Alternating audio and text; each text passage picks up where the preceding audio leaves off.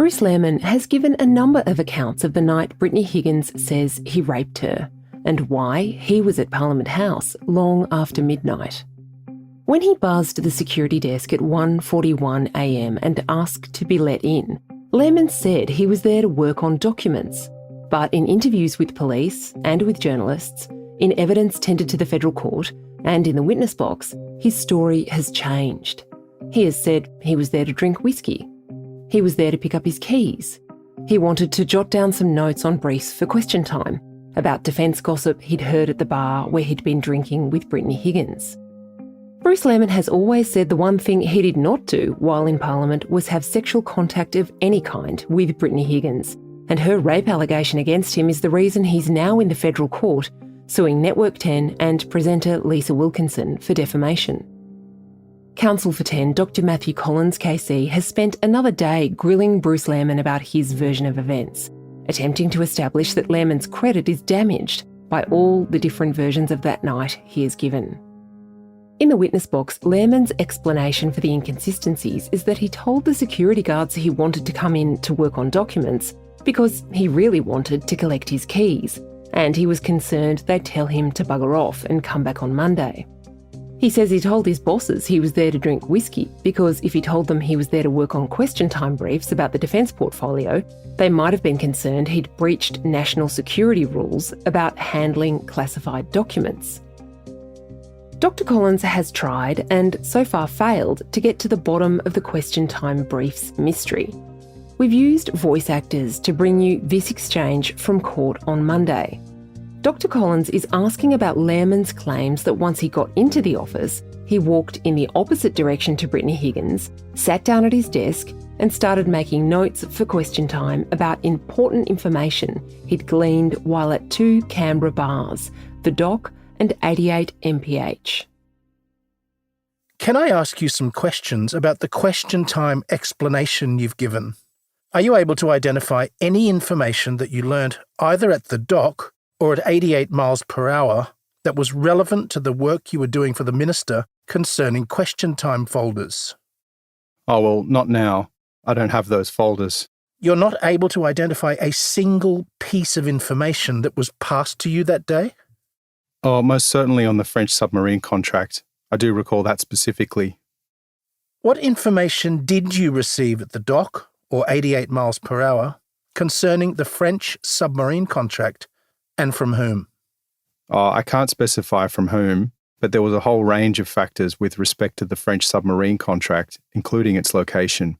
Different parts of the build of it, what would remain in South Australia, what would... So you say there was discussion at the Dock about the French submarine contract?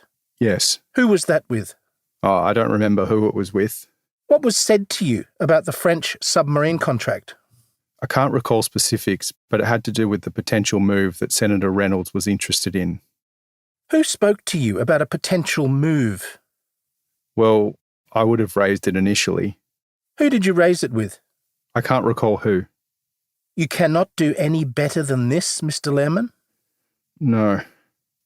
I want you to tell His Honour what information you learned at the Dock and 88 miles per hour that was so important that it needed to be jotted down between 1:48 and 2:30 a.m. while you were inebriated in Parliament House. Oh, well, specifically, I can't recall. Ellie, what was that moment like? Pretty tense because Bruce Lehrmann didn't say anything that he hadn't said before. Ellie Dudley is the Australian's legal affairs correspondent. He didn't give us any specific information as to what he had written down on those question time briefs. He just sort of reiterated this statement that he had given to his barristers on the first day of him giving evidence in chief, that he had gone out to the pub with defence staffers. He said he had learnt about the French submarine deal and the potential to move the building of these submarines to Western Australia for political purposes. But he gave no additional insights into what he had written down, something that you can see Dr. Matt Collins sort of pouring doubt over, of why can't he raise any details about what it was that he was writing on these question time briefs. Ellie, one of the fascinating figures in this story is Fiona Brown, Linda Reynolds' former Chief of Staff. She's the one who effectively sacked Bruce Lehrmann after the night in question. He was asked by Matt Collins KC for Network 10 about his meeting with Fiona Brown, and it seemed he was a bit hazy on some of the details. Yeah, so I think this is another thing that Matt Collins is trying to prove doesn't really stack up. After he was called into a meeting with Fiona Brown a few days after the alleged incident occurred, he told Fiona Brown that he was in Parliament House to drink whiskey. So there's a few different stories going on there, I guess. And so when he was called into this meeting with Fiona Brown, he says, I was in Parliament House to drink whiskey. He didn't mention that he was there to annotate question time briefs.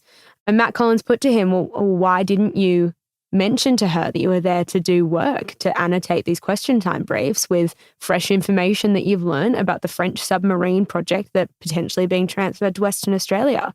And he said he couldn't recall. He said that his memory was very hazy from that night and he couldn't remember why in that moment he wouldn't tell Fiona Brown the real reason why he was in Parliament House. In that meeting with Senator Reynolds' former Chief of Staff, Bruce Lehrmann reportedly said he'd interacted with Brittany Higgins before leaving Parliament House on the night the incident allegedly occurred. Here's how Matthew Collins put it to Lehrmann in court on Monday. Do you recollect Ms. Brown asked you what else you had done while you were in the office? Not specifically, no. You said in response to Ms. Brown that you had chatted with Miss Higgins. You recollect saying that? No, I don't recall that. Do you deny saying that to Ms. Brown? Yes, I don't recall saying that to Miss Brown, no. You're aware Ms. Brown made notes of the conversations she had with you? Yes. Fiona Brown isn't the only person Bruce Lehrmann allegedly said this to. Collins also asked Lehrmann if he'd discussed the allegations with a man named Lyndon Bierhoff, who Lehrmann said was a very close father figure. Lehrmann denied it. We're getting some breadcrumbs about what Network 10's case really is and how they're going to attempt to prove that Bruce Lehrmann is a rapist, which of course he denies. One interesting tidbit that came out in Monday's hearing was that Matthew Collins KC put it to Bruce Lehrmann that Lehrmann had told a family friend that he spoke to Brittany Higgins as he was leaving Parliament House on the night in question. How did that unfold? I'm so glad that you asked this, Claire, because I think that what was so interesting about Monday morning's hearing is that it felt like Matthew Collins was asking the questions that Australians have been asking for years now. Questions like, Bruce, why didn't you say anything to Brittany Higgins when you left the office? Why didn't you check in on her before you left the office? Why didn't you ask her why she was going to Parliament House when you were going there together? The other one that was quite interesting sort of in that realm was that one of the questions that Dr. Matt Collins put to Bruce Lehrmann on Monday was about why he didn't reach out to Brittany Higgins after he was terminated from his job. Did you ever make any contact with Miss Higgins to find out whether she had been the subject of disciplinary action in respect of the security breach? No. Did you ever make any inquiry with her to see whether she had been terminated for the same or substantially the same reasons as you had been terminated? No. I'll put to you that you never made contact with Miss Higgins because you knew very well that she had told Ms. Brown that you had sexually assaulted her. That's never been put to me. And you knew that she had not been terminated because you had sexually assaulted her. No. So you would think, he gets terminated for accessing Parliament House after hours, along with another security breach that he had had earlier in his career. He was there with Brittany Higgins. Brittany Higgins also then, by extension, breached security by entering Parliament House after hours. One might think it's a little bit bizarre that he didn't reach out to Brittany Higgins after he was terminated to say, hey, were you terminated as well? Or have you had any disciplinary action taken towards you? I think that what Dr. Collins is getting at through this is that Bruce Lehrmann's behaviour is a little bit suspect, or at least what Dr. Collins is implying is that it's the behaviour of somebody who was worried that they were going to get caught out for doing the wrong thing in Parliament House and therefore just went to ground. Coming up, the emails between Bruce Lehrmann and Brittany Higgins.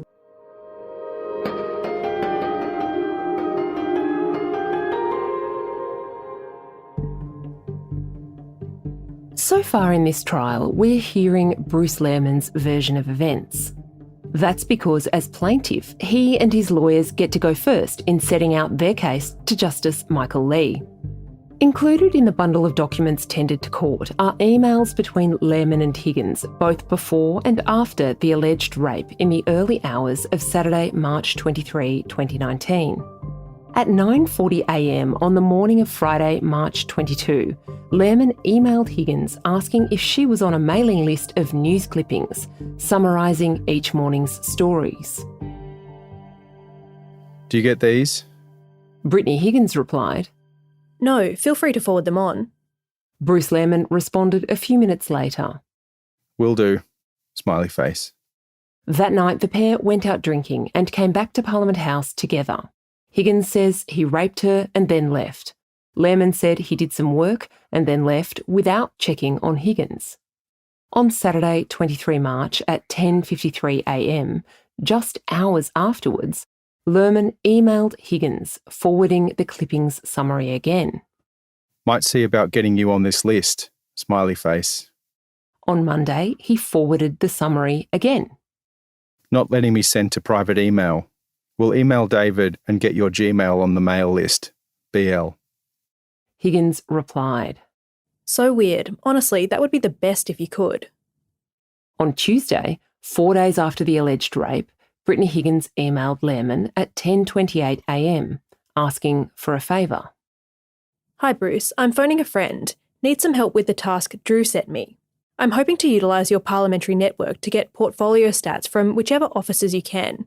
Essentially, we're wanting to get a state territory one-page breakdown of achievements to generate some TPs from each portfolio to put into our campaign prep pack. Would you mind maybe helping out by chance? Later that day, March 26, Lehrmann was called into Chief of Staff Fiona Brown's office and told to pack up his desk. The court was also told about an email exchange between Bruce Lehrmann and his boss, Senator Linda Reynolds, after the alleged incident took place. We've used voice actors to bring you their words. Dear Bruce, I'm writing to inform you that I'm considering terminating your employment on the basis of serious misconduct. It has been brought to my attention that you recently entered Parliament House and my ministerial suite outside of business hours for non-work purposes and were dishonest about the reasons for entering my office. I am advised that when you sought entry to Parliament House after hours, you did so by reporting to security that you were required to attend my office for important official business. You have subsequently advised my Chief of Staff, Ms Fiona Brown, that this was not the case and that you entered for non-work related reasons. As a senior staff member in my office, your conduct in these circumstances indicates a very serious lack of judgment, which I consider to amount to serious misconduct.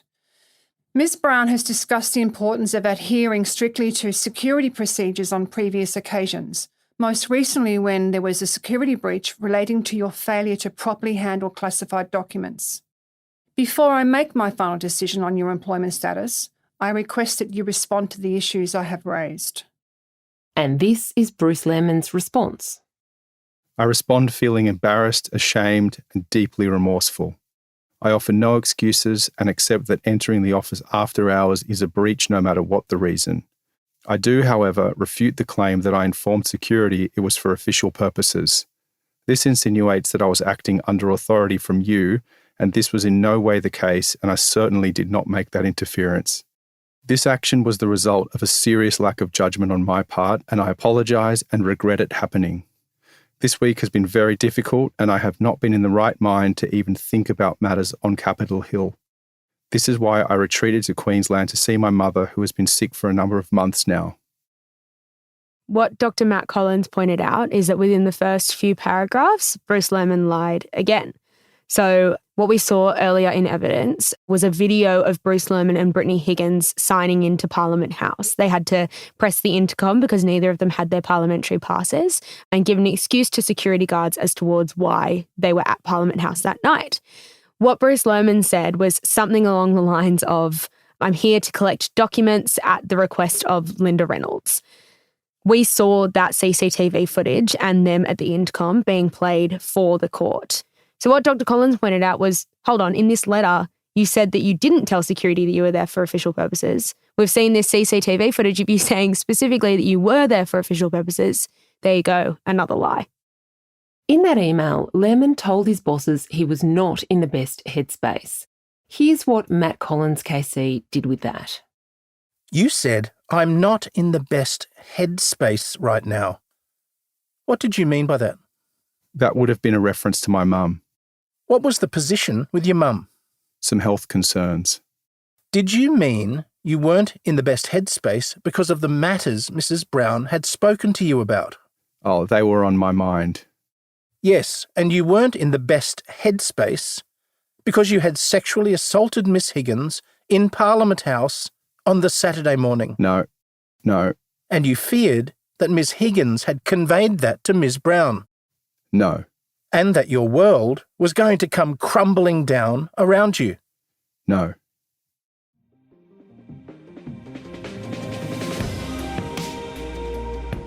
Ellie Dudley is The Australian's legal affairs correspondent. Bruce Lehrmann will return to the witness box in Sydney's federal court this morning. Brittany Higgins is expected to give evidence later in the week. You can follow all our reporting and analysis at theaustralian.com.au.